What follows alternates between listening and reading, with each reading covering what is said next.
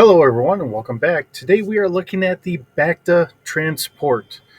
So, the B12 Bacta Transport is a specialty vessel designed to transport Bacta or other liquids, based on the hull of the Lancer class frigate.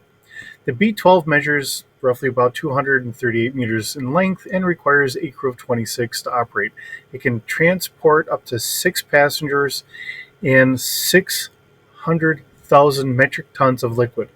The central fuselage of the B-12 is made up of 16 pressurized and temperature-controlled spheres in which liquids can be transported to prevent spoilage. So this ship was really kind of made from and for um, Michael A. Stockpole when he was doing X, was it X-wing, the back doors. My mind will kind of catch up here in a second.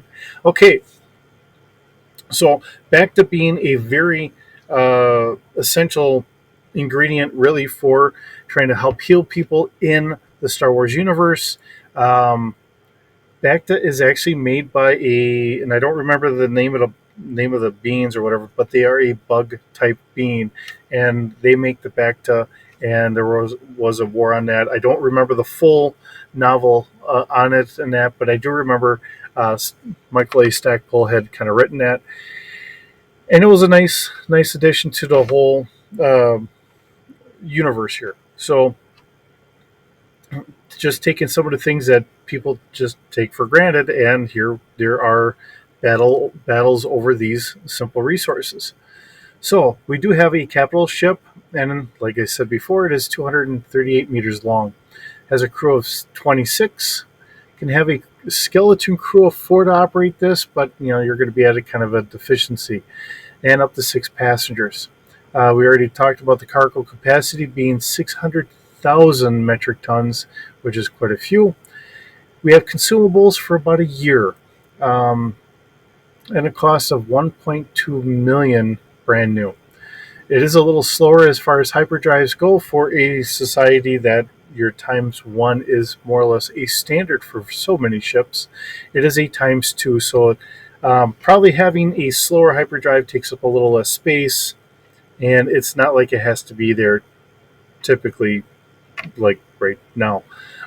It does have a very respectable backup hyperdrive of a times 10. We do have a nav computer, of course, on a ship of this size. Maneuverability is only 1D, but on a ship like this, you're not looking for doing firefights.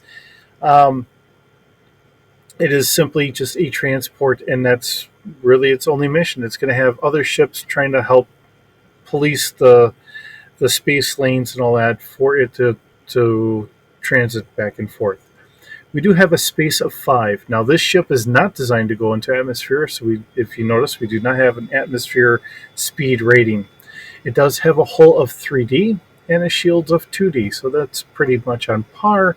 Hull is a little above average, so that's pretty respectable. Our sensor packet, we have passive sensors that can go out to 4 kilometers. Our active scan is 8 kilometers. Our search is pretty respectable at 12 kilometers, and our focus is at 300 meters.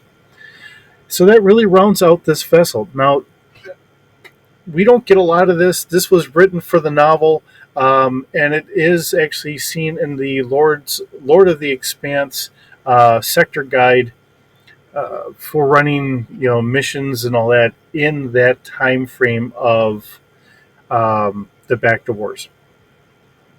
Or if you want that ship to be out there as something to throw out. Usually that's why I had gotten a lot of these extra source books when I was collecting them all, so that way I had them available to throw odd things out here and there. Um, you always want to change things up a little bit. What do people typically see or run up against or whatever? So it is kind of nice to have this stuff. So it is a little less on the vessel today, but it is another one of those off cannon or off screen, should I say, vessels that most people don't typically get to see. So as always, I'm always excited to bring these to you. I hope you enjoy these. Uh, Hoping that you're having a wonderful day, and we'll see you in the next video.